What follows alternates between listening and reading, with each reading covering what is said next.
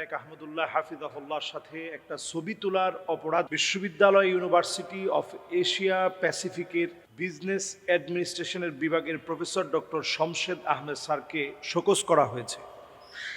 এই যে একটা সিচুয়েশন বাংলাদেশে আমরা দেখেছি, এই বিষয়গুলো দেখার পর আমরা বড় লজ্জিত হই। আলেমদের প্রতি এই যে একটা বিদ্বেষ, ইসলাম ফোবিয়া তৈরি হওয়া এবং ইসলাম ফোবিয়া তৈরি করা, বিভিন্ন গণমাধ্যমে ইসলাম ফোবিয়াকে হাইলাইটস করা, এগুলো এতটাই বেড়ে গিয়েছে।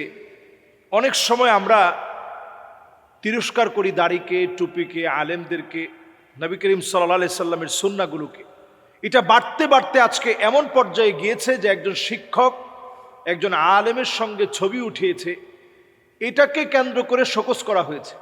এটা আমাদের জন্য এত বড় ধৃষ্টতা, এটা ইনশাআল্লাহ বাংলাদেশের লোকেরা রুখে দিবে, তাওহীদি জনতা এটা রুখে দিবে এবং রুখে দিয়েছে।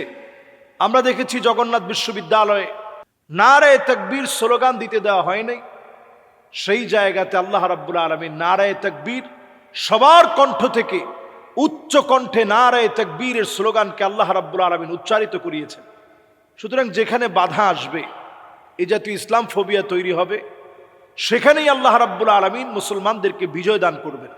এটা আল্লাহ রাব্বুল আলামিনের ওয়াদা, নাসরুম মিনাল্লাহি ওয়া ফাতহুন করিব।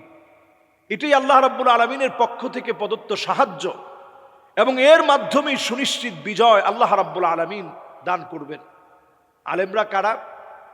নবী করিম সাল্লাল্লাহু আলাইহি সাল্লাম বলছেন, আমার উম্মতের ভিতরে এমন একদল লোক আসবে, তারা আমার দলভুক্ত হতে পারে না, লাইসা মিন্না, ওই লোকগুলো আমি নবী মুহাম্মদ সাল্লাল্লাহু আলাইহি সাল্লামের দলভুক্ত হতে পারে না, মাল্লাম ইয়ারিফ লিআলিমিনা হাক্কাহু, যেই লোকটা আলেমের হক সম্পর্কে জানে না, সে সব হতে পারে, নবী করিম সাল্লাল্লাহু আলাইহি ওয়াসাল্লামের উম্মত হতে পারে না। এই হাদিসের চমৎকার ব্যাখ্যা এনেছেন পৃথিবী বিখ্যাত মুহাদ্দিসিনে কেরাম। এর মধ্যে ইমাম নাওয়াবী রাহিমাহুল্লাহর ব্যাখ্যাটা আমার কাছে বড় চমৎকার লেগেছে। ইমাম নাওয়াবী রাহিমাহুল্লাহ তিনি বলছেন যে কেন একজন আলেমের দাম এত বেশি, যে আলেমের হক না জানলে নবী করিম সাল্লাল্লাহু আলাইহি ওয়াসাল্লামের উম্মত হওয়া যায় না, কেন এটা?